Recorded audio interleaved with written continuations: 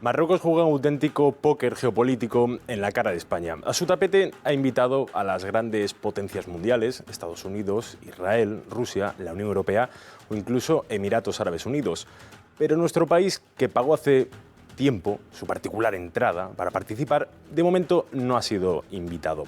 Marruecos, con todo este juego, consigue principalmente dos cosas. Primero, apoyo diplomático para proseguir la ocupación del Sáhara Occidental y segundo, armas. Armarse hasta los dientes para seguir su rearme frente a Argelia. Mientras tanto, el gobierno español es ajeno a lo que sucede a las puertas del estrecho de Gibraltar y a escasos metros de Ceuta y Melilla. Hoy vamos detrás de la política exterior marroquí.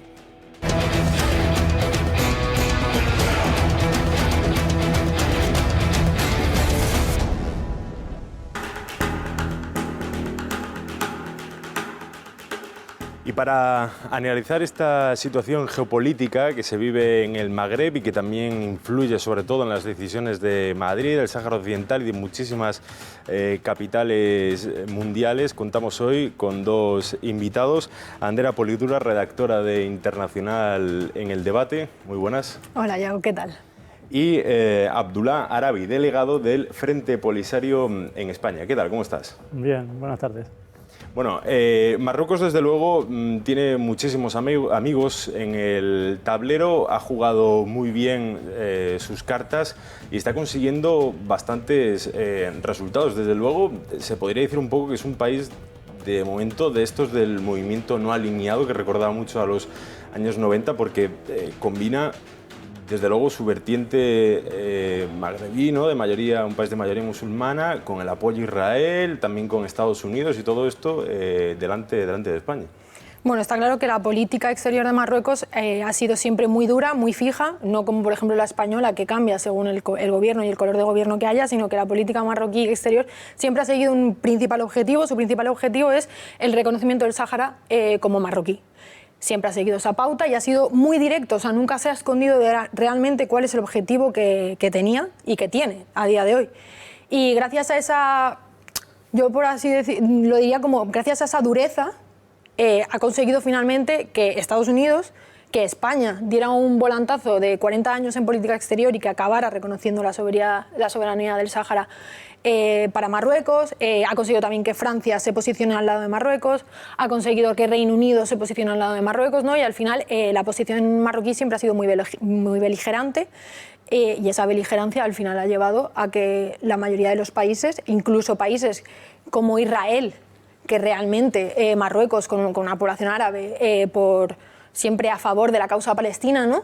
Ha llegado a normalizar relaciones con Israel y de hecho a cooperar e incluso en maniobras militares conjuntas, todo para que Israel reconozca la soberanía del Sáhara Occidental, ¿no? Entonces, de la soberanía de marroquí del Sáhara Occidental, perdón. Entonces, al final, yo creo que Marruecos tiene un objetivo y lo está cumpliendo. Pese a quien le pese, obviamente pensándole a Argelia, pensándole al Frente Polisario, pensándole a los saharauis, incluso pensándole a España. Pero es que la beligerancia de Marruecos es evidente. Abdullah, ¿tú cómo lo ves toda esta partida que está jugando Rabat en el tablero mundial? Porque incluso con países que piensa, ¿no?, la gente común que pueden apoyar la causa saharaui, como comentabas también con Israel, ¿no?, con el tema de Gaza, pues se me viene a la cabeza los países del Golfo que están viendo cada vez cómo se acercan a Marruecos y dejan a un lado quizás esa bandera de países, ¿no?, o causas en común, como puede ser la de Palestina o en este caso la del Sáhara, para acercarse a Marruecos. ¿Vosotros cómo lo veis? Bueno, para nosotros coincido con Andrea en que la política exterior marroquí es sumamente agresiva en ese intento y afán de intentar imponer su ocupación del territorio del Sáhara Occidental. No obstante, yo creo que hasta el momento todos esos apoyos que supuestamente ha conseguido no han sido capaces de cambiar ni un ápice la condición jurídica de la cuestión del Sáhara Occidental. Sigue siendo una cuestión de descolonización en el marco de las Naciones Unidas. Para nosotros, como pueblo saharaui y como Frente Polisario, Desde los primeros años, llevamos ya 50, los países del Golfo Arábico nunca se han posicionado al lado de la causa saharaui, siempre al lado de Marruecos. Por lo tanto, quien están traicionando en estos momentos es el pueblo palestino, que era una causa común y que con los últimos tiempos hemos visto que están abandonando esa causa en detrimento del pueblo palestino y en favor de las pretensiones de Israel. Por lo tanto, para nosotros siempre los países árabes siempre han sido pro-marroquíes en ese sentido que pro-saharauis en cuanto a nuestras reivindicaciones se refiere. Consideramos que Marruecos y su ministro de Exteriores lo ha manifestado reiteradamente, que para ellos el Sáhara Occidental es el prisma con que se ven sus relaciones bilaterales con cualquier país. Pero hasta el momento esas declaraciones de gobiernos europeos, entre ellos el español, evidentemente el actual, no han logrado modificar nada lo que es la condición jurídica del Sáhara Occidental. Sigue siendo una cuestión de descolonización y hasta ahora la única fórmula para acabar con un proceso de descolonización es permitir al pueblo afectado, en este caso el saharaui, decidir qué es lo que quiere ser. Nosotros no nos oponemos a que la opción sea de la autonomía, pero sí que reivindicamos que el derecho internacional otorga la opción de la independencia y las otras opciones pueden ser perfectamente, si la inmensa mayoría de los países occidentales consideran que la autonomía es más viable, es la mejor solución y eso, pues que dejen al pueblo saharaui decidir. Nosotros reivindicamos simplemente 24 horas para que el pueblo saharaui pueda votar qué es lo que quiere ser. Hablaremos, si te parece, más adelante, Abdullah, precisamente de la situación actual del Sáhara Occidental, ya que ha cambiado respecto con Marruecos, ¿no? Esa rotura de alto el fuego, y bueno, lo vamos a analizar más adelante. Pero si os parece, vamos, por ejemplo, a tocar el caso israelí, que veíamos antes en imágenes el proceso, ¿no?, de independencia del Sáhara y de esos años 70 y 60. Precisamente Israel tuvo mucho que ver en la situación que vive ahora el Sáhara con el apoyo a Marruecos, por ejemplo, en la construcción del muro, y que a día de hoy se puede ver en la venta de drones, en la venta armamentística. O sea, supone, digamos, una amenaza también en caso de conflicto mínimo con España, este apoyo de Tel Aviv a Rabat, por ejemplo, en materia armamentística. Pues bueno, hay que recordar que la cooperación entre Marruecos e Israel nunca se ha roto. Siempre ha habido una cooperación, aunque fuera entre bambalinas, ¿no? Nunca reconocida, porque es verdad que el tema israelí, como ya hemos comentado, entre la comunidad marroquí es un tema que levanta muchas ampollas, ¿no?, por el tema de la causa palestina, pero Israel y Marruecos siempre han mantenido relaciones, nunca las han dejado de tener. Es verdad que a raíz de los acuerdos de Abraham y de que el reconocimiento del Sáhara marroquí por Israel y Marruecos normalizar las relaciones en 2020, la relación se ha vuelto pública. Y además, a partir de esa publicidad de esas relaciones, la cooperación en el tema militar ha sido exponencial. Es verdad que Israel ha proporcionado, ha facilitado armamento, ha facilitado la construcción del muro, porque además Israel ya ha construido un muro en Cisjordania, en su propio país, entonces obviamente ya tiene una experiencia en eso. Pero es que además Israel y Marruecos no solo cooperan en temas de armas, sino también en temas de ciberseguridad. Recordemos el caso Pegasus, en el que estaba afectado nuestro gobierno aquí en España, en el que un software israelí lo utilizó el gobierno de Marruecos para espiar a nuestro gobierno actual, lo que llevó además a que se tuvieran que ir del gobierno, recordemos la exministra de Exteriores, Arantxa Gómez-Daya.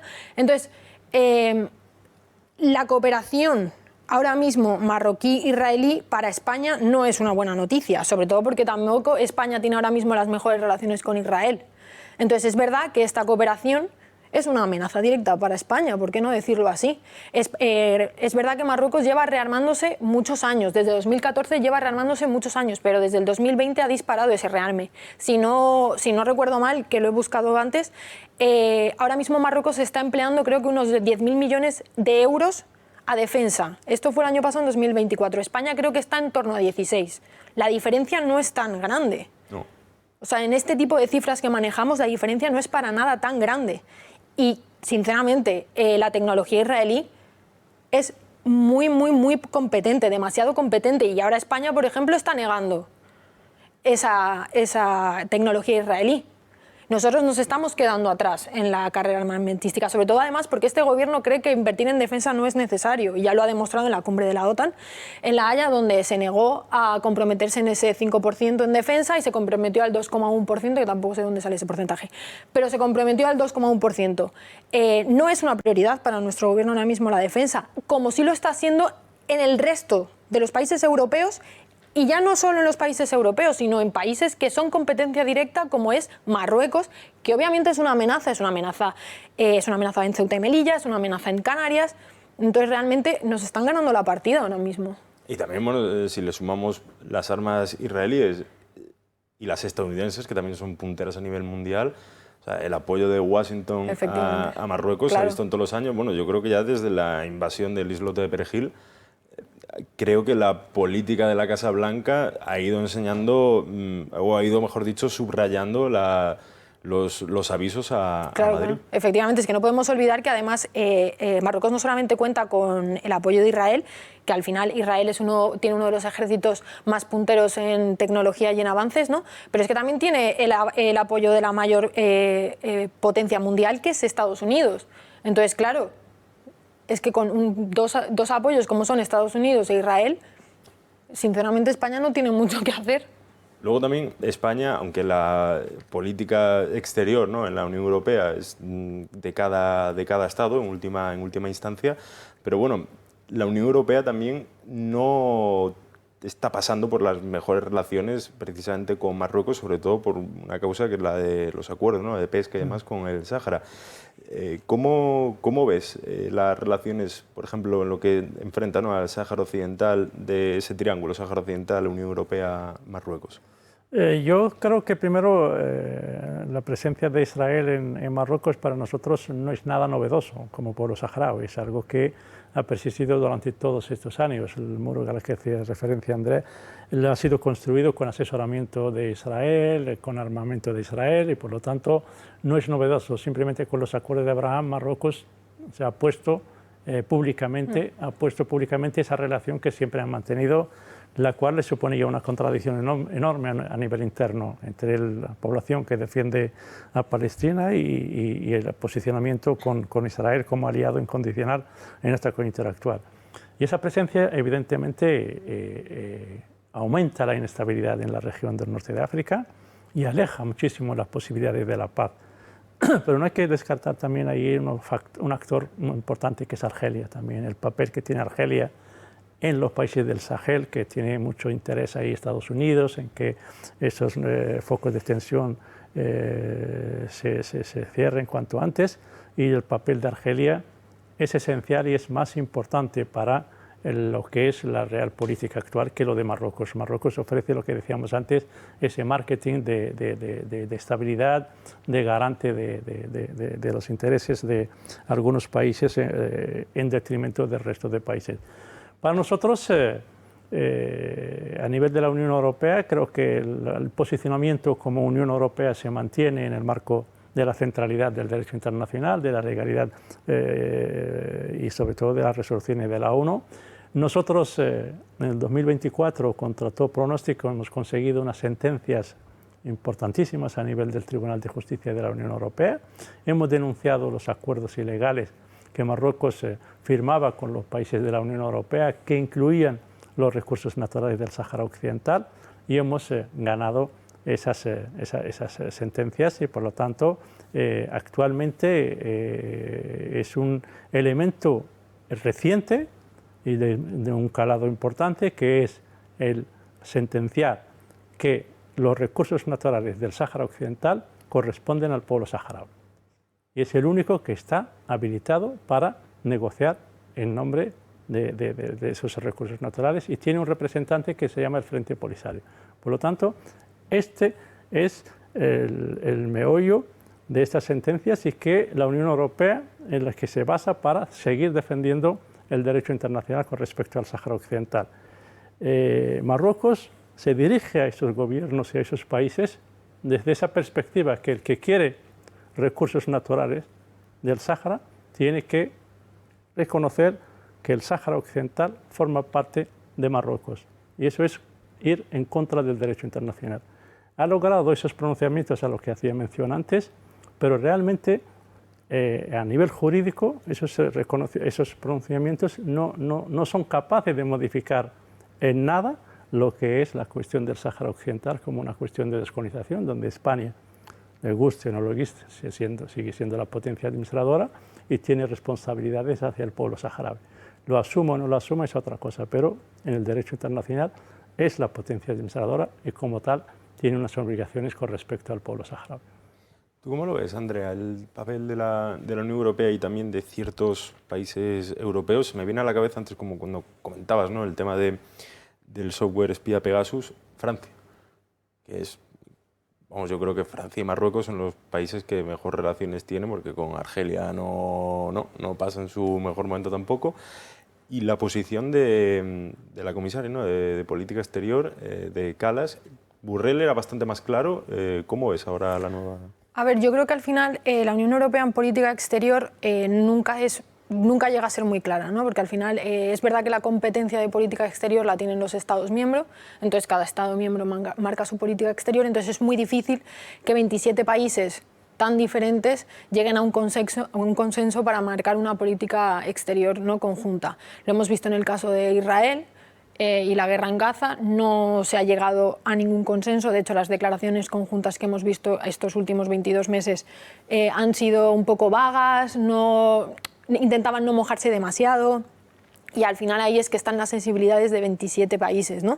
Si vamos a ver cada país en concreto, por ejemplo, bueno, España ya sabemos que tiene una relación compleja tanto con Marruecos como con Argelia, porque tiene intereses en los dos países. Argelia, por ejemplo, con el gas, también tiene mucho comercio que depende de las exportaciones con Argelia. Con Marruecos es evidente también que dependemos en materia de inmigración, en materia de lucha contra, por ejemplo, la red de drogas, etc. Entonces, la relación de España con Marruecos y Argelia es complicada. La relación de Francia con Marruecos y Argelia es también muy complicada. Entonces, la verdad es que en el tema de la Unión Europea, creo que la Unión Europea en el tema del Sáhara Occidental, o sea, no es que no le interese, pero tampoco tiene ahora mismo ningún tipo de foco o de línea concreta, porque no es un tema que ahora mismo le esté afectando, a no ser que de repente salgan resoluciones, como habíamos comentado, como el tema de la pesca o tal. Pero ahora mismo el tema del Sáhara Occidental es un tema que vuelve a estar un poco olvidado, ¿no? Tenemos dos grandes conflictos ahora mismo en el mundo, que son la guerra en Gaza y la guerra en Ucrania. Entonces, realmente, como que otra vez el Sáhara Occidental se ha quedado pues olvidado. La Unión Europea no tiene, para mí, no tiene una línea política exterior marcada en cuanto al Sáhara, y siempre recurre al tema de la ONU. Y bueno, España lo ha hecho también hasta hace 2 años, ¿no?, cuando el gobierno de Pedro Sánchez cambió completamente. Siempre recurrían a la ONU y a la autodeterminación del pueblo y a que pudiera llevarse a cabo un referéndum. Pero claro, es que, como te digo, los países como España y Francia, yo creo que son los dos de la Unión Europea que tienen una relación más compleja con Marruecos y Argelia. Son países que hasta hace nada también eran proclives a la solución de la ONU. Pero de repente Marruecos se volvió cada vez más beligerante y casi básicamente ha forzado a estos dos países a reconocer la soberanía del Sáhara Occidental que quería Marruecos. Entonces, realmente ahí creo que, por ejemplo, Argelia no ha jugado bien sus cartas. Uno, o porque no sé si no tiene cómo presionar a estos países, o si Marruecos tiene más poder sobre estos países, que seguramente sea esta la opción. Pues yo ahí creo que ese análisis, que coincido con el análisis, pero yo creo que se obvia un factor esencial, que es el papel del pueblo saharaui como tal. Entonces, nosotros no esperamos que nadie nos traiga la solución, ni la Unión Europea, ni ningún gobierno, pero sí que la centralidad de las Naciones Unidas es muy importante para nosotros, porque mantiene que estamos ante una cuestión de descolonización y la fórmula está recogida y eso. Entonces, nosotros también sabemos que hay mucho que tenemos que aportar nosotros como actor dentro de esta situación internacional. Y Argelia, yo creo que Argelia siempre ha sido muy clara en ese sentido. Ella defiende el derecho del pueblo saharaui a la autodeterminación y a la independencia, el Frente Polisario como movimiento de liberación, como ha defendido a Palestina, como ha defendido a otros pueblos en otros rincones del mundo, y deja en manos del pueblo saharaui decidir qué es lo que quiere ser, y ella lo va a apoyar, sea una opción o sea la otra. El utilizar sus recursos naturales para presionar a países, no forma parte de lo que es la política convencional de Argelia. Argelia siempre ha respetado sus acuerdos económicos internacionales y comerciales, y la mejor prueba de ello es el gas con España. En plena crisis entre los dos países por el cambio de postura del presidente del gobierno de España, han mantenido los acuerdos del gas. Por lo tanto, entienden que es una cuestión con un Estado. Sí, pero por ejemplo rompió el acuerdo de amistad y cooperación. Pero es el marco de la Unión Europea. Pero lo que es volvemos a la Unión Europea y los países a título particular. Entonces, el acuerdo con un Estado como España, que tiene un gobierno actualmente con el que no se lleva bien, o las razones no son las mejores, entonces ha mantenido ese acuerdo porque sabe que se beneficia de él un pueblo, una sociedad, y por lo tanto lo ha mantenido. Lo hace con todos los países del mundo en sus relaciones bilaterales. Nunca condiciona la economía o sus intereses económicos con un posicionamiento político con respecto al Sáhara o con respecto a Palestina, pero sí que tiene claro en los foros internacionales la defensa a ultranza de los derechos del pueblo a decidir libremente qué es lo que quiere ser, sobre todo y fundamentalmente el pueblo palestino y el pueblo saharaui. Y esa es la política de Argelia, y creo que es la que los actores políticos lo saben, pero en esa coyuntura internacional caracterizada por esa agresividad que imprime Marruecos a las relaciones internacionales, pues como que mejor intentar silenciar o contentar al agresivo, al otro que tiene la política clara y sabemos hacia dónde empuja. O sea, yo estoy de acuerdo con que es verdad que gracias o no a la agresividad de Marruecos, los países quizás tienden más a contentar a Marruecos, pero por ejemplo, lo que comentábamos hace nada, cuando España cambió su política exterior con respecto al Sáhara Occidental, es verdad que Argelia, por ejemplo, paralizó ciertas exportaciones de productos españoles a Argelia y de hecho rompió el acuerdo de cooperación y buena vecindad que tenía con España exclusivamente, como modo de represalia. O sea, me parece que es una forma de Argelia de también pues, tener algunas armas, ¿no?, para a la agresividad que siempre impregna Marruecos, poder también decir, oye, que con nosotros también podéis perder. Sobre todo económicamente tenéis acuerdos y podéis perder. En el caso de España podéis perder ciertas armas también. Sí, en ese sentido Argelia tiene más armas que Marruecos. No hay que olvidar que Argelia tiene fronteras con 7 países también que son fuente de la inmigración. Exactamente. Entonces, si cierra sus fronteras es porque cree ciegamente en que hay que tratar el fenómeno de la inmigración desde la política de los derechos humanos y eso. Y Marruecos lo utiliza esa inmigración para conseguir réditos políticos y sobre todo condicionar posicionamientos políticos. Argelia tiene relaciones comerciales con muchos países y los puede utilizar, pero siempre en ese marco convencional que no se aplica a Marruecos para nada, porque Marruecos tiene problemas con todos sus vecinos, España, Argelia, el Sáhara, Mauritania, y la amenaza hacia Ceuta y Melilla y hacia las Islas Canarias. Y es el causante de todas las malas relaciones que existen en el norte de África. Las relaciones entre Argelia y Francia son buenas o malas en función también del papel que juega Marruecos.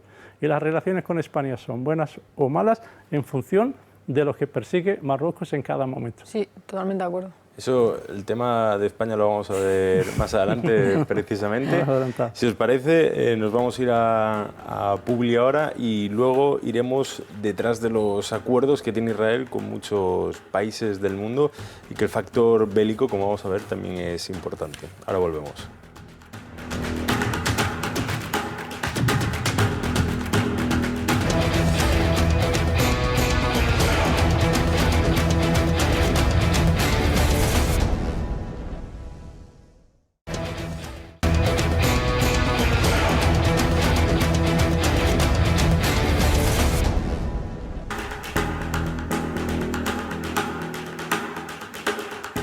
Pues ya estamos de vuelta y antes de tocar el tema de Israel y las armas y los grandes ejercicios militares y polémicos que se han llevado a cabo, mejor dicho, a principios de este año en el país magrebí y también en todo el norte de África, vamos a tocar, si os parece, una cuestión que es la de un actor que no se ha nombrado hasta el momento, que es la de Rusia. No Rusia directamente, que también se ha hablado de un supuesto plan para construir una central nuclear en el centro, un poquito más tirando al sur de Marruecos, sino las juntas militares del Sahel, apoyadas por Moscú, cuando se fueron de la órbita occidental y se expulsó a Francia, ese fin de la France Afrique, lo que se suele decir, y que Marruecos pues ha visto allí una tierra medio virgen, por así decirlo, con un nuevo planteamiento y ha dicho, oye, pues yo voy a meter también aquí el hocico.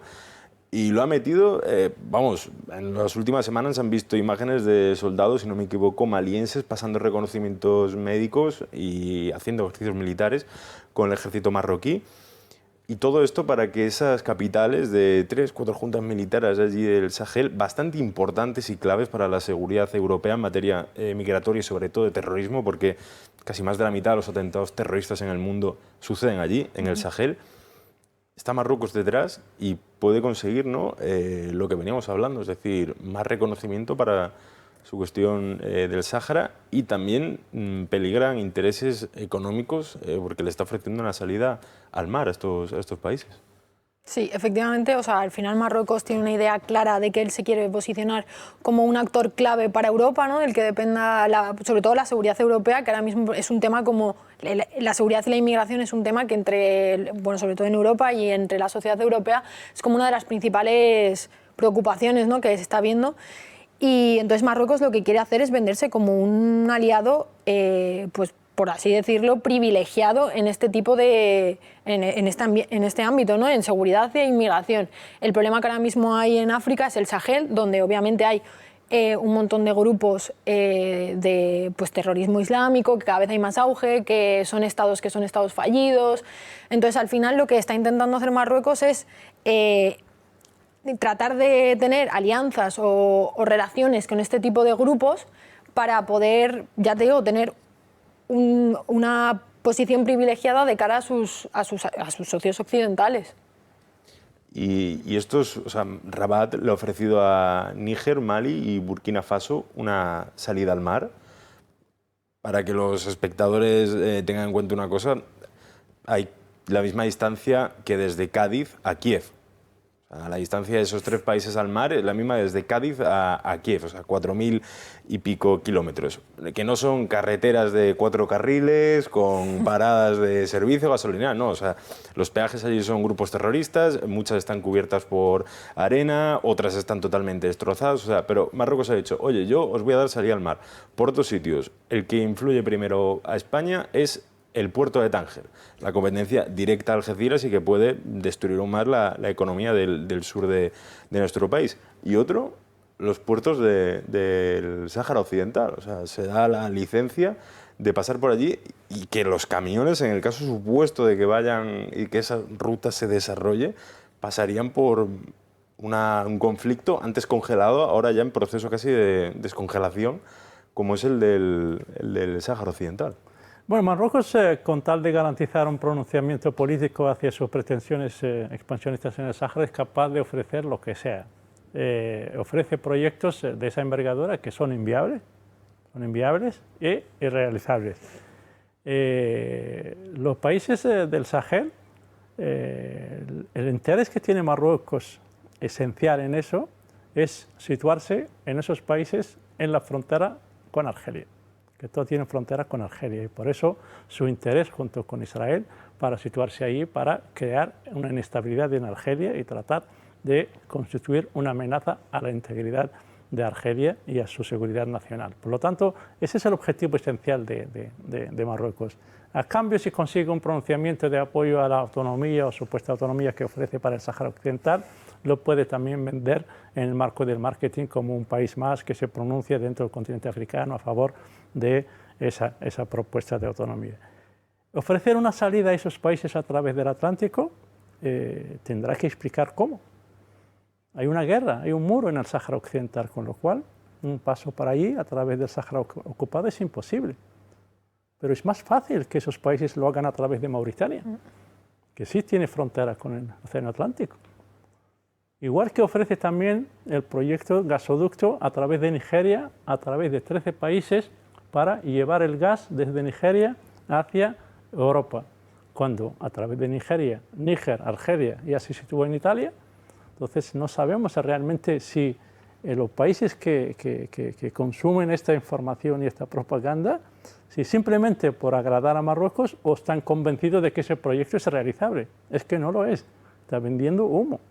No tiene nada de posibilidad de aplicación, salvo su presencia dentro de esos países con sus fuerzas y formarlas para intentar generar inestabilidad en la región y a la vez amenazar la seguridad nacional de Argelia y de paso intentar influir en la guerra que tiene con el pueblo saharaui. Efectivamente hablamos de guerra, de desestabilización, y estas dos palabras casi nos llevan a una que es armas. O sea, comentabas, ¿no, Andrea, hace un rato que el Magreb está viviendo un proceso de rearme bastante curioso, sobre todo entre Argelia y Marruecos. Lo vemos en las cifras siempre de todos los años del SIPRI. ¿Dónde puede llevar esto? O sea, ¿dónde puede acabar? Porque siempre hay conflictos, ¿no? Como el de Serbia y Kosovo, como el del Sáhara Occidental con Marruecos, luego otro que ya son los dos titanes de la zona, Marruecos y Argelia. ¿Puede acabar esto en un conflicto a gran escala, como lo hemos visto hace unos meses, por ejemplo, a gran escala, ¿no? Pero con India y Pakistán, que tuvieron ahí sus roces y que han dejado ya una cicatriz? Bueno, yo espero que no. Realmente, como decía, hay una guerra abierta ya en el Sáhara Occidental entre el Frente Polisario y Marruecos, que no olvidemos que es una guerra que había un alto al fuego desde 1991, pero que se rompió. Exacto. Y que ahora mismo hay un conflicto abierto ahí, en el que, o sea, irremediablemente también está metido Argelia, ¿no? Entonces, en ese conflicto ya tenemos a Marruecos, el Frente Polisario y Argelia. Un conflicto más grande, a más escala entre estos dos países, Marruecos y Argelia, yo creo que ahora mismo no. O sea, nunca diré nunca, porque luego siempre en internacional al final nos acabamos comiendo nuestras palabras, pero yo creo que ahora mismo no. Es verdad que estamos viviendo desde hace unos años una carrera armamentística, pero yo no creo que ya solamente sea el caso de Marruecos y Argelia, sino que a nivel mundial. Estamos viendo cómo todos los países europeos están insistiendo desde que Rusia invadió Ucrania con que es necesario rearmarse, sobre todo los países que son colindantes a Ucrania, que ven esa amenaza de Rusia como mucho más evidente para su seguridad, ¿no? Es verdad que España va un poco más por libre en ese sentido porque no ve una amenaza tan evidente, aunque tengamos a Marruecos, lo cual es curioso, rearmándose hasta los dientes en las puertas de nuestra casa, por así decirlo. Pero estamos viendo cómo se trata de un fenómeno mundial, cómo el mundo entero se está rearmando. Absolutamente al completo. Estamos viendo cómo en Oriente Medio se están rearmando, como en Europa, como Estados Unidos. Entonces, el caso de Marruecos y Argelia no es excepcional a Marruecos y Argelia. Pero es verdad que al final, si tú te rearmas, es porque o es una forma de disuasión, que generalmente las carreras armamentísticas, como ya pasó, por ejemplo, en la Guerra Fría, era para disuadir a otros de atacarte, igual que lo fue la bomba nuclear en ese momento. Y entonces, al final, Marruecos y Argelia están jugando ese juego, ¿no? Yo me rearmo, sobre todo para mandar un mensaje de que si me atacas, me vas a atacar estando hasta arriba. O sea, no voy a ser un objetivo ni un blanco fácil. Entonces, en ese punto siempre puede haber algún estallido entre dos potencias que además, obviamente, tienen un conflicto abierto. Siempre hay una posibilidad de que, o sea, como hemos visto en la India, como decías, en India y Pakistán, que de repente tenían un conflicto abierto en Cachemira y hacía años que eso no se reactivaba y de repente ha explotado, ¿no? Nunca podemos decir que un conflicto, o sea, dos países que tienen un conflicto abierto desde hace tanto tiempo no puedan verse en un enfrentamiento directo, pero yo creo que ahora mismo esa carrera armamentística es simplemente un aviso, ¿no?, a navegantes entre ellos mismos. Yo creo que es una situación que hay que tener en cuenta, que es una realidad existente. Esperamos, deseamos que no llegue a escalar. Decía antes, Marruecos intenta generar esa tensión en las fronteras de Argelia, pero también la presencia de Israel al lado de Marruecos genera más tensión dentro de lo que es la defensa de las fronteras de Argelia como país. Creo que en términos comparativos, según los expertos en defensa y eso, Argelia posee más armamento que Marruecos en términos generales. Y luego Marruecos, cada vez que consigue algún armamento nuevo, pues intenta también darle esa propaganda necesaria para que se sepa que me estoy armando y eso. Pero el problema de Argelia, se arma para defender su territorio. El problema de Marruecos no sabemos si realmente es para defenderse o para amenazar hacia afuera, o bien hacia el norte, o bien hacia el sur, o bien hacia el Atlántico. Por lo tanto, es una amenaza real Marruecos en ese sentido. Y la carrera armamentística es, por ahora coincido en que aquí estamos, para lo que pueda pasar. Entonces, esa situación no hay que separarla nunca de la inestabilidad que hay en la zona. Por un lado, los países del Sahel y por otro también la cuestión del Sáhara Occidental. La cuestión del Sáhara Occidental, su solución va a ayudar enormemente a la estabilidad en la región y su no solución va a intentar también mantener esa inestabilidad o incluso aumentarla. El derecho del pueblo saharaui a la autodeterminación yo creo que es innegable hoy en día. La fórmula en el marco de lo que establece las Naciones Unidas. Evidentemente Marruecos esto no lo quiere. Quiere que el mundo le reconozca que tiene soberanía sobre un territorio que no le pertenece y como tal empieza a normalizar una ocupación que dura ya 50 años. Y el factor pueblo saharaui, ¿qué hacemos con él? ¿Aceptará el pueblo saharaui una solución fuera del marco del derecho internacional? Evidentemente no. ¿Argelia aceptará que se le imponga algo al pueblo saharaui en contra del derecho internacional? Lo va a defender a ultranza en ese sentido, en el marco de los foros internacionales y eso.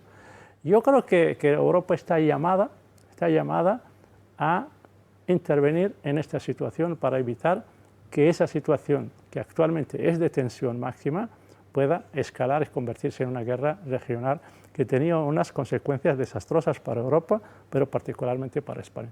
Comentabas ahora la presencia de Israel y también el malestar que puede ocasionar en Argelia y también al Frente Polisario, porque lo vemos ahora en imágenes, son los ejercicios, ¿no?, de African Lion 2025, donde más de 10.000 soldados de muchos países del mundo, incluidos miembros de la OTAN, bueno, pues tuvieron allí ejercicios en Marruecos y estaba también presente Israel. ¿Cómo lo ve esto el pueblo saharaui, sobre todo el Frente Polisario? Porque que reciba enseñanzas Marruecos del ejército hebreo es bastante peligroso. Antes vamos a ver un tuit de Naciones Unidas para el pueblo palestino, donde decía Francesca Albanese: de confirmarse, esto marcaría, ¿no?, un nuevo umbral de depravación y una violación de la obligación internacional de investigar y procesar a las personas implicadas en crímenes atroces. E instaba a Marruecos a defender el Estado de Derecho. Lo decía precisamente por la presencia, que lo comentamos antes fuera de micrófono, de una brigada israelí que estaba acusada de masacrar a 15 paramédicos en Rafah, en el sur de la Franja de Gaza. ¿Cómo lo ve esto el pueblo saharaui, que reciba instrucción Marruecos de un ejército como el israelí? Bueno, insisto, nosotros la presencia de Israel al lado de Marruecos la hemos sufrido desde los años 70, 80 y principios de los 90, con lo cual para nosotros no es nada novedoso, salvo la coyuntura actual y sobre todo la característica que tiene en cuanto al avance tecnológico se refiere. Se ha mencionado el software de Pegasus, pero son muchas cuestiones más que afectan a lo que es la lucha del pueblo saharaui contra Marruecos. Para nosotros es una presencia que simplemente en los últimos años se ha puesto de manifiesto, pero siempre ha existido y nosotros lo hemos denunciado desde los años 70 y 80, la presencia de Israel al lado de Marruecos en la construcción del muro defensivo, en su armamento, en la tecnología, en esos momentos de más avanzada para nosotros desde el punto de vista de la tecnología en aquel entonces, y eso es lo que evidencia en estos momentos la presencia de Israel dentro de Marruecos. Y no hay que olvidar también que Marruecos, hemos hablado del Sahel y de las organizaciones radicales y terroristas que operan sobre el terreno, ¿y de qué se financian? Pues de la droga proveniente de Marruecos. Marruecos financia todas esas organizaciones y es lo que está detrás de todas esas situaciones de juntas militares que se han sucedido en esos países. Y su presencia ahí yo creo que tiene por objetivo, por un lado, esa relación de tú a tú entre Argelia y Marruecos, pero también el generar una tensión permanente para que Marruecos siga intentando aprovecharse de esa situación. Marruecos no sabe moverse en una política internacional convencional. Siempre necesita generar tensión, generar confusión y ahí es donde mejor se mueve. Por lo tanto, toda esa situación a él le beneficia y en estos momentos es la que utiliza para seguir buscando esos apoyos políticos en beneficio de lo que él defiende como su causa nacional única, que es la Sáhara Occidental, que decimos al principio, de intentar por todos los medios imponer la ocupación del territorio del Sáhara Occidental de cualquier manera. Sí, bueno, la presencia de Israel en estas maniobras conjuntas de African Lion no es este año el primero, sino que ya llevan 3 años participando de ellas, pero es verdad que este año es precisamente sangrante, sobre todo por el tema de la guerra en Gaza, ¿no? Porque mientras que en Marruecos se vende esa idea, ¿no?, de que apoyan al pueblo palestino, de que condenan a Israel, aunque no abiertamente. Esto también tiene que quedar claro, porque es verdad que Marruecos no lo condena abiertamente a Israel, pero su población sí, aunque tampoco les deja manifestarse a favor de la causa palestina. O sea, es bastante contradictoria, ¿no?, la política exterior marroquí con respecto a Israel. Pero bueno, este año especialmente sangrante porque con todo lo que llevamos de 22 meses de guerra en Gaza, estos soldados se han instruido junto al ejército marroquí, junto al ejército estadounidense, ¿no?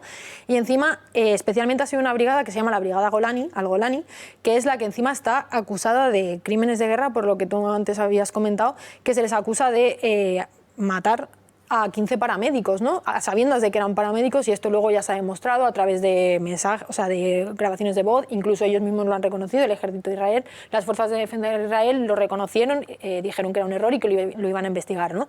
Entonces, este año realmente creo que para el pueblo marroquí es un poco de difícil digestión el tema de que pues esos soldados israelíes se estén instruyendo y estén colaborando, ¿no?, en maniobras conjuntas con Marruecos, siendo el caso en el que estamos en una guerra que supuestamente ellos apoyan el Estado palestino, apoyan al pueblo palestino y en teoría condenan las acciones israelíes, ¿no?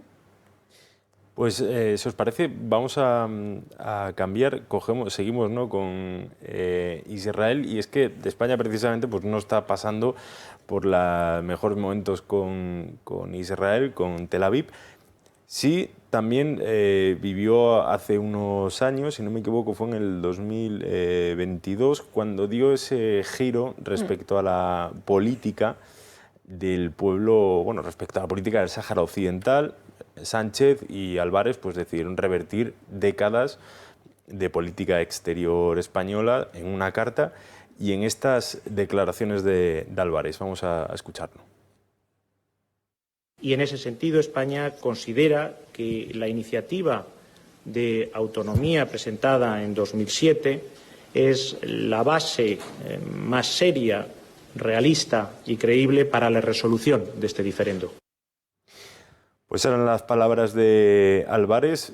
Decía que las relaciones con Marruecos ya estaban, veníamos, ¿no?, una crisis bastante importante, que ya estaban sanadas, que eran las mejores, y a finales de julio el Real Instituto del Canon, un barómetro, señalaba que para España el primer enemigo era, bueno, la primera amenaza, perdón, era Marruecos, ¿no?, pese a todas estas declaraciones. Te pregunto, ¿cómo viviste ese mensaje cuando escuchaste a Álvarez y sobre todo cuando te enteraste del cambio histórico de España respecto al Sáhara Occidental? Bueno, y yo creo que previamente veníamos de una situación muy tensa en la que ha habido cruce de declaraciones que no son acordes a una política y diplomacia convencional. Que una embajadora de Marruecos delante de la sede del Ministerio de Asuntos Exteriores español pronuncie que hay situaciones que no pueden quedar sin consecuencias es muy grave, y eso se refería al hecho de que España para ellos se había extralimitado en sus relaciones con Marruecos. Y pusieron como condición pues eso, que hay que buscar un cambio de exteriores en exteriores, como ha sucedido, y venían todo acordado con enforzar un cambio de postura de España en cuanto al Sáhara Occidental se refiere. Para nosotros la declaración habla del proyecto de autonomía. A mí me gustaría que alguien le preguntara al ministro de Exteriores si existe tal plan de autonomía. No existe. Según el enviado personal del secretario general de las Naciones Unidas, son 3 folios. Son 3 folios presentados en las Naciones Unidas, pero tampoco se habla del plan que presentó el Frente Polisario un día antes, que es el de la independencia, y para decidir entre la independencia y cualquier otra opción. Pero de eso no habla nadie. Con lo cual, en 2007 fueron presentados los dos, el nuestro un día antes de autonomía, con lo cual sería como mínimo analizar los dos proyectos y decidir entre ellos. ¿Y quién tiene que decidir? El pueblo saharaui.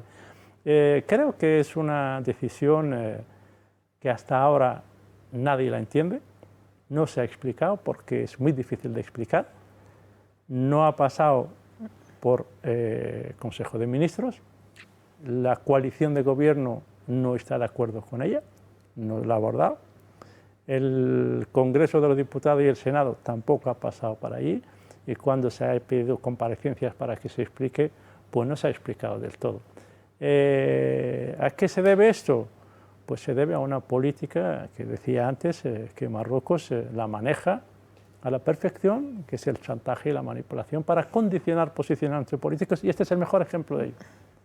Es el mejor ejemplo de esa política agresiva que Marruecos intenta con ella condicionar a unos posicionamientos políticos. Ha roto un consenso que siempre ha existido a nivel de España como Estado, un consenso que siempre la centralidad de las Naciones Unidas en el marco de la ONU, la solución, y ha roto ese consenso y se ha desmarcado del derecho internacional, porque cuando alguien apoya una decisión, una propuesta por una parte, se está desmarcando del derecho internacional, y con lo cual nosotros lo que pedimos es que se vuelva a la senda del consenso que siempre ha existido, que defiende el Partido Popular, que defiende todos los partidos en España, salvo el Partido Socialista en estos momentos. Vamos a seguir luego hablando precisamente de la política española, y también le daré el turno a Andrea para que responda sobre esta política de exteriores de los últimos años. Antes nos vamos a ir a publicidad y luego retomamos con estos movimientos de exteriores. No, ahora volvemos.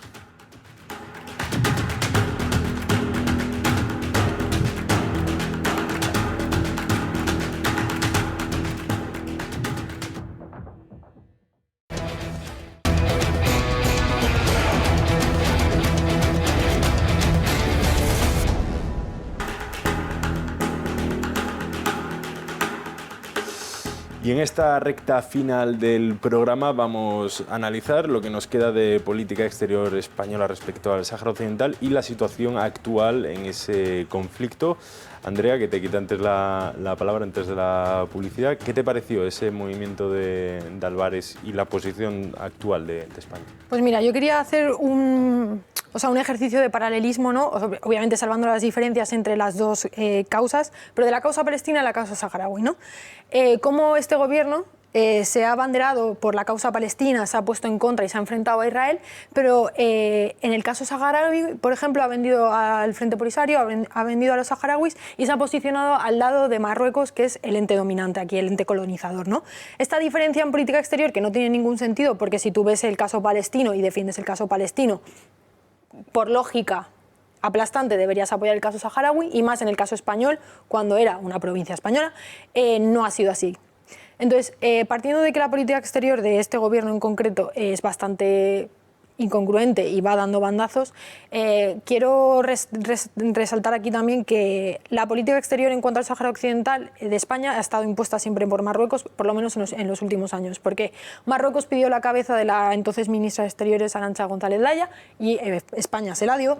España puso en su lugar a Álvarez, que era entonces diplomático y embajador en París, que tenía una relación más cordial con Marruecos y era mucho más, pues vamos a decirlo más suave, ¿no? con Marruecos. Entonces, al final, ¿cómo salió también la noticia, que esto también es bastante llamativo, cómo salió la noticia de que España había reconocido la soberanía del Sáhara marroquí sobre el Sáhara? Pues al final la noticia, ¿quién la dio? La dio el Palacio Real de Marruecos. Es que ni siquiera nuestro gobierno dio la cara y salió a defender su postura, ¿no? Si tú tanto crees en tu postura, tanto crees en tu decisión y tanto crees que un volantazo en política exterior de 40 años merece la pena, por lo menos lo defiendes, ¿no? Pero es que ni siquiera salieron a defender defenderlo. La noticia la dio Marruecos. Marruecos difundió la carta.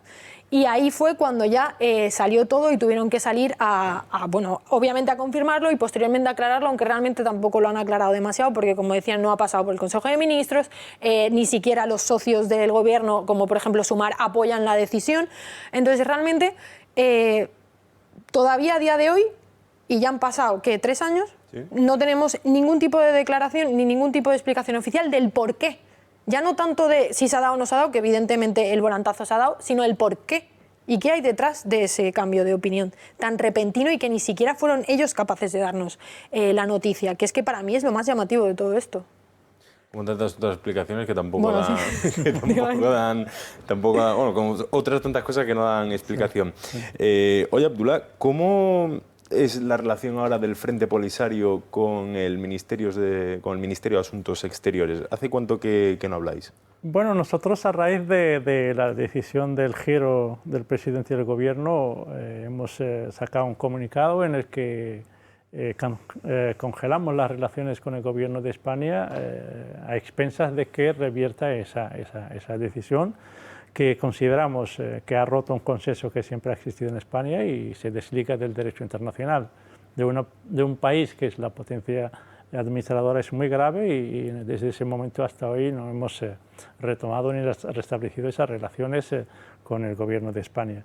Y también consideramos que lo que acaba de explicar Andrea, que actualmente la cuestión del Sáhara Occidental yo creo que es la expresión palpable de la incoherencia de la política exterior española en estos momentos. Lo que defiende y aplica a la cuestión palestina lo niega inmediatamente en cuanto a la cuestión saharaui se refiere. Por lo tanto, son dos cuestiones similares dentro de un contexto igual, dos potencias ocupantes, dos potencias agresoras, dos pueblos agredidos y, por lo tanto, defender el derecho internacional para con el pueblo palestino, que nosotros aplaudimos, y negarlo inmediatamente con el pueblo saharaui para no incordiar a Marruecos, es la incoherencia en la política exterior de España. Pues a lo mejor muchos espectadores pueden ver este camión por las carreteras españolas este verano. Si ustedes vean, creo que tenemos unas imágenes de un camión con el mapa de Marruecos, del Sáhara Occidental. Ahí lo ven, esto lo sacó mi copiloto, que veníamos de viaje. Es bastante curioso que esta empresa, pues, por ejemplo, tiene todo el mapa del Sáhara Occidental y luego hay otra imagen con una frase bastante llamativa. Esto, si no me equivoco, era por un lateral. Y después la otra imagen se ve una frase del rey Mohamed VI, bueno, pues diciéndonos que el Sáhara, que siempre será Sáhara Occidental, siempre será marroquí, pero bueno, esto es la situación que hay por las carreteras españolas, ahí lo estamos viendo. Marruecos permanecerá en el Sáhara permanecerá en Marruecos, Su Majestad el Rey Mohamed. Bueno, pues esto se lo pueden topar, esto lo encontré yo de dirección a Andalucía, que intuyo que iría a algún puerto, al de Almería o al de Algeciras. Por último, Abdullah, ¿cómo está ahora mismo la situación en el Sáhara Occidental? Es un conflicto que de estos mal llamado congelado, porque como comentabas en internacional todo puede saltar por los aires. Saltó por los aires, se ha roto esa tregua. ¿Cómo está la situación ahora mismo sobre el terreno? Bueno, a mí me gustaría brevemente resaltar que el pueblo saharaui siempre ha apostado por la vía pacífica como mejor solución, porque creemos sinceramente en la paz y en la vía pacífica. Hemos estado 29 años esperando la aplicación de un plan de paz de las Naciones Unidas firmado por las dos partes, Marruecos y el Frente Polisario, y acordado por las Naciones Unidas con el despliegue de una misión que es la MINURSO, encargada de realizar un referéndum de autodeterminación desde 1991 hasta el 2020, 29 años en el que hemos estado esperando la aplicación de ese plan de paz y alertando a las Naciones Unidas que si este parálisis continuara podría desembocar en la ruptura del alto el fuego y el retorno a las acciones bélicas. Efectivamente, nos encontramos desde el 2020 en una guerra que muchos consideran de baja intensidad o de baja tensión o baja escalada. En cualquier momento puede escalar, porque nosotros llevamos 4 años también en esa guerra contra Marruecos, intentamos seguir reivindicando nuestros derechos a través de la vía armada en estos momentos, que también nos otorga el derecho internacional, pero siempre con la mano tendida hacia la vía pacífica. Marruecos no va a permitir la aplicación de la legalidad internacional en esta coyuntura en la que él se encuentra envalentonado e intenta imponer su ocupación ilegal mediante hechos consumados. Evidentemente nosotros llevamos 50 años en un camino que consideramos que es el camino correcto y el camino de la defensa del derecho internacional, porque creemos firmemente en el derecho internacional, creemos firmemente en la capacidad del pueblo saharaui para resistir y creemos también en la convicción del pueblo saharaui que en el momento en que se le otorga la posibilidad de decidir en un referéndum de autodeterminación, que va a ser la única solución, porque la única solución, por mucho que digan gobernantes occidentales o de otros países, la única solución viable, justa, duradera y mutuamente aceptable es aquella que acepte y que elija el pueblo saharaui, sea la que sea, pero esa es la única solución. Nadie está permitido hablar en nombre del pueblo saharaui. Si 50 años son mucho tiempo, si 50 años ya es un conflicto que se ha eternizado y hay que buscar cualquier solución realista, imaginaria. No, solo hay una solución, que es el derecho internacional. Los que creen que la autonomía es la mejor solución y los que creemos que la independencia es la mejor solución, que otorguen al pueblo saharaui decidir qué es lo que quiere ser. Esa es en esencia y en definitiva en qué consiste la lucha y resistencia del pueblo saharaui. Era muy brevemente, Andrea, para despedir. Sí, para mí este conflicto va a seguir siendo un conflicto que no tiene visos de solucionarse, por lo menos a corto plazo. A Marruecos le beneficia el statu quo actual, controla la mayor parte del Sáhara Occidental, nadie le está forzando ninguna potencia occidental y de hecho es que ya lo comentábamos, tiene el beneplácito absoluto de Estados Unidos, ninguna potencia le está obligando, le está forzando a respetar ese derecho internacional, entonces realmente a Marruecos no le queda otra que seguir siendo beligerante en su política exterior, que ahora hasta a día de hoy ha visto que le ha funcionado, ha torcido la mano de España, ha torcido la mano de Francia, o sea, de Francia, de Reino Unido y ahora mismo sinceramente el conflicto del Sáhara será otro conflicto de estos mal llamados conflictos que se quedan estancados en el tiempo y que se quedan congelados, aunque sea ahora mismo, como hemos comentado, un conflicto que volvió a resurgir en 2020, que se ha roto el alto el fuego, pero quieras que no, es un conflicto de baja intensidad, como se le suele llamar, y al final a Marruecos ahora mismo esta situación le conviene, le beneficia y no va a hacer nada por cambiarlo.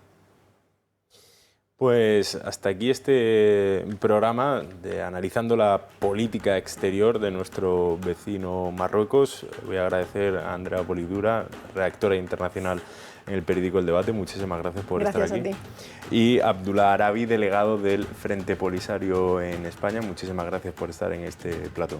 Un placer, gracias a vosotros. Y muchas gracias también a todos los espectadores. Hasta luego.